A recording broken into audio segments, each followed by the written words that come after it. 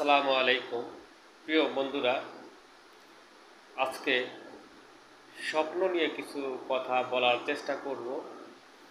স্বপ্ন সেই স্বপ্ন, যে স্বপ্ন আমরা রাত্রে ঘুমানোর পরে যে স্বপ্নগুলো দেখি সেই বিষয়ে কিছু বলার চেষ্টা করব ইনশাআল্লাহ।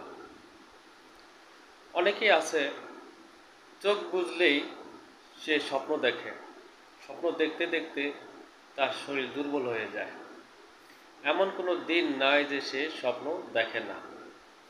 তো সেই সমস্ত মানুষদেরকে আমি বলবো, ভাই আপনারা একজন নিউরোলজিস্ট, একজন অধ্যাপক ডাক্তারকে দেখান। হয়তোবা আপনার এটা কোনো রোগ হতে পারে, চিকিৎসা নিলে হয়তো ইনশাল্লাহ আপনি সুস্থ হয়ে যাবেন। আর যে স্বপ্ন কথা বলতেছি, মাঝে মাঝে অবশ্যই স্বপ্ন দেখে মানুষ।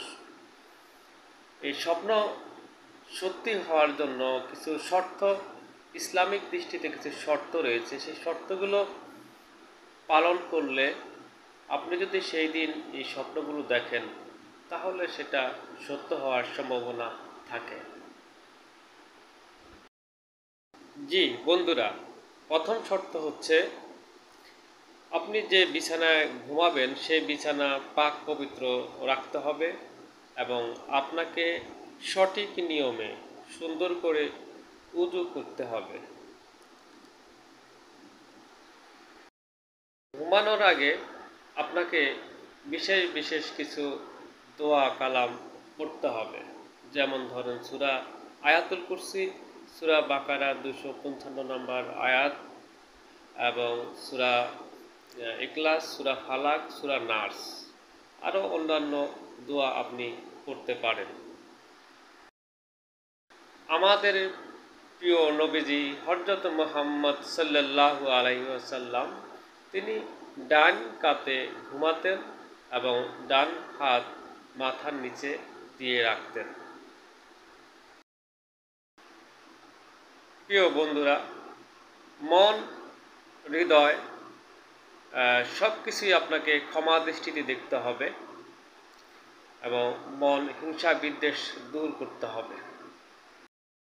আপনি যে বিষয় অবগত হতে চান বা যে বিষয় দেখতে চান, তাহলে বেশি বেশি করে আস্তাগফিরুল্লাহ পড়তে হবে এবং ইস্তেগফার করতে হবে এবং আল্লাহর কাছে চাইতে হবে, দোয়া করতে হবে।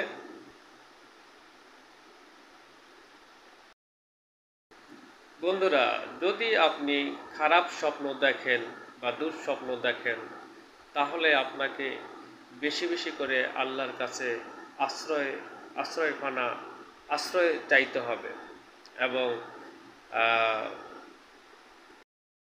মহান আল্লাহ তাআলার কাছে আশ্রয় চাইবেন এবং বাম দিকে 3 বার থুতু ফেলবেন এবং মিসকিন বা এতিম যদি সম্ভব হয় দান খয়রাত করবেন। ইনশাআল্লাহ আপনাকে সেই দুঃস্বপ্ন থেকে মুক্তি পাবেন।